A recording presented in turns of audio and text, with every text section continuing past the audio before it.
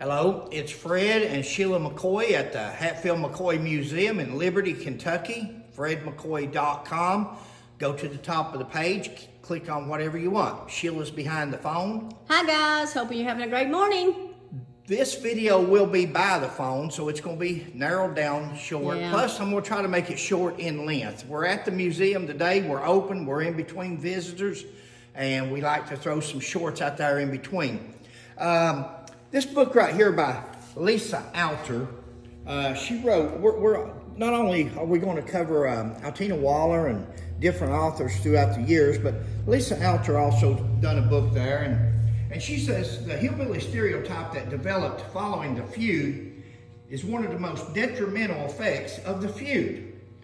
And she says that it has always been said the first stereotyping referenced towards West Virginia and Kentucky was created by T.C. Crawford, who came to West Virginia and spent 10 days with Devil Anse and his family.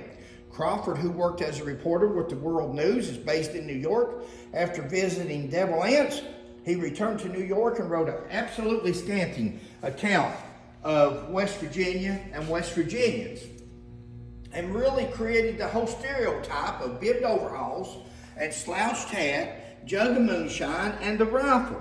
Vicious, dirty, and drunken. Alther continues, I think it's had an awful consequence for the people of our area. Well, first of all, I'll tell you, she's not from our area. She's actually from Tennessee. We're from Eastern Kentucky and West Virginia. It's where the Hatfields and McCoys were. Lisa Alther's from Tennessee. So she's not actually from our area. Now, we done a story on this in depth on T.C. Crawford. T.C. Crawford come in here after the 1888 cabin massacre, where two more Randall's children were killed, his wife was beaten, his cabin was burnt down. We done a story on that. Right. T.C. Crawford was one of the first authors to come in here after that to interview Devil Anse.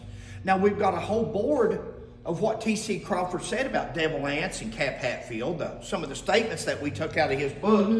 His book, it's been redone since, but there's a retake of it, The American Vendetta. And T.C. Crawford labels West Virginians as hillbillies, Appalachian people as hillbillies. Now, Lisa Alther, she's mad. She says that he labeled everybody as bibbed overhauls, carrying rifles, moonshine jugs, and all this and that. Well, come over here and let's just see. Let's see if this poster here tells us anything. Let's see here. A beard, bibbed overhauls, a pistol in his left hand, a shotgun in his right, his ammo bag underneath his shoulder. I think that pretty much, here's the cheer.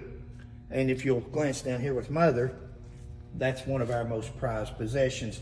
Now, I think that picture right there pretty much says it all. Lisa Alther, she's blaming T.C. Crawford. She says that T.C., go ahead, you hold it right there. She says that T.C. Crawford made this whole description of people from Appalachia. And we say a picture is worth 1,000 words. Bibbed overhauls, all the hillbilly look. In fact, that's the way most of the people looked in the mountains back in those days. But who gave T.C. Crawford this image of savages, where we just go out and kill each other, where we go out and tie people to trees, including a young boy, and strip them down and shoot them dead? Who gave T.C. Crawford these stories about Asa Harmon being killed, Randall McCoy's brother, but he was assassinated? But if he was, and if a man did do it, he dare not say it, he wouldn't want to admit to it.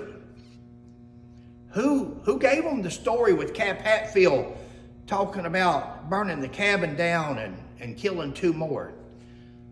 That was Devil Anse Hatfield and his family, guys. Lisa Alther, you need to do your research before you write these books. You know, the funny thing is, Lisa Alther, I haven't read it in a while because it's not worth reading.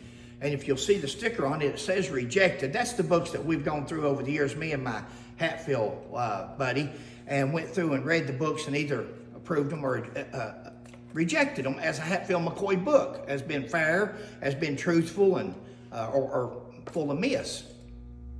It's funny that Lisa Alther acts like she's taken up for the West Virginians and state of West Virginia. She don't like them being called hillbillies, but in her own book, and I'll have the page and do a story on it later on, but in her own book, she refers to one of those from Appalachia having an affair with a cow. And then she talks about getting some horses, and she can only imagine what's going to happen to the horse, like she's insinuating the same thing that happened to the cow. So this is the person that wrote a book, like she's really upset over the people of West Virginia having this image of being hillbillies, and then she makes statements like that. So more to come. It's not just Altina Waller. It's not just, it's going to be every author that's got a book out there. If they're in this cabinet here, if they're in these cabinets, and you see these books down here, there's just so many of them to cover. But at some point, we've got boards made up on some of the pages in these books, the pages that are incorrect especially. And that's what we're going to do. That's what we're going to be correcting.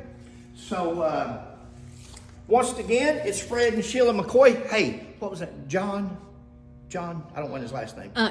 Yeah, John was his first name.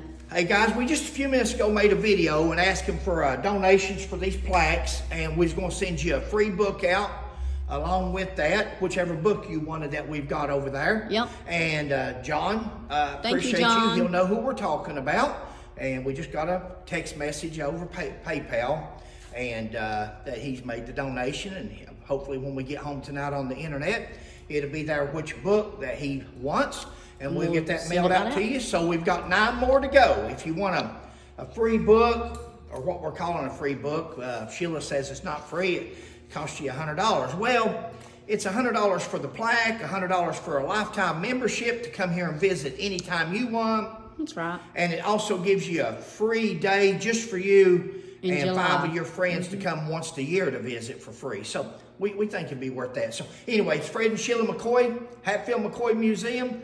Thanks. See you next time. Thank you. Have a great day. Bye.